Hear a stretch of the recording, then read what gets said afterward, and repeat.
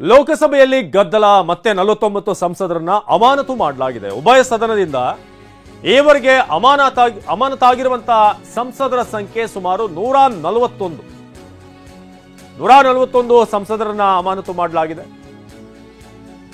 ಲೋಕಸಭೆಯ 95, ರಾಜ್ಯಸಭೆಯ 46 ಇದು ಪ್ರತಿದಿನ ಅಮಾನತಾಗ್ತಿರುವಂತ ಸಂಸದರ ಸಂಖ್ಯೆ.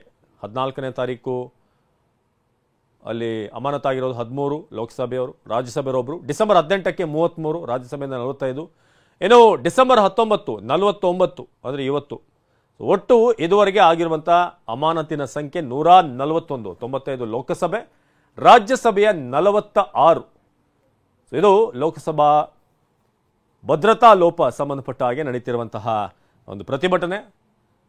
ಮನೀಶ್ ತಿವಾರಿ, ಡಿಂಪಲ್ ಯಾದವ್, ಸುಪ್ರಿಯಾ, ಹಾಗೆ ದಾನಿಶ್ ಅಲಿ, ಕಾರ್ತಿ ಚಿದಂಬರಂ, ಶಶಿ ತರೂರ್, ಹೀಗೆ ದೊಡ್ಡ ಲಿಸ್ಟೇ ಇದೆ. 141 ಸಂಸದರು, ಫಾರೂಕ್ ಅಬ್ದುಲ್ಲಾ ಸೇರಿ ಅನೇಕ ಸಂಸದರನ್ನ 141 MP ಈಗ ಸಸ್ಪೆಂಡ್ ಮಾಡಲಾಗಿದೆ. ನಾವು ಡೇಟ್ ವೈಸ್ ನಿಮಗೆ ತೋರಿಸ್ತಾ ಇದ್ದೀವಿ. ಡಿಸೆಂಬರ್ 14ನೇ ತಾರೀಕು ಲೋಕಸಭೆಯಿಂದ 13, ರಾಜ್ಯಸಭೆಯಿಂದ 1, ಹಾಗೆ 18ನೇ ತಾರೀಕು 33 ಲೋಕಸಭೆ ಸಂಸದರು, 45 ರಾಜ್ಯಸಭೆಯಲ್ಲಿ, ಹಾಗೆ ಇವತ್ತು 49 ಹೊಸದಾಗಿ ಸಸ್ಪೆಂಡ್ ಮಾಡಿರುವಂಥದ್ದು. ಒಟ್ಟು 141 ಸಂಸದರನ್ನ ಈವರೆಗೆ ಅಮಾನತು ಮಾಡಲಾಗಿದೆ.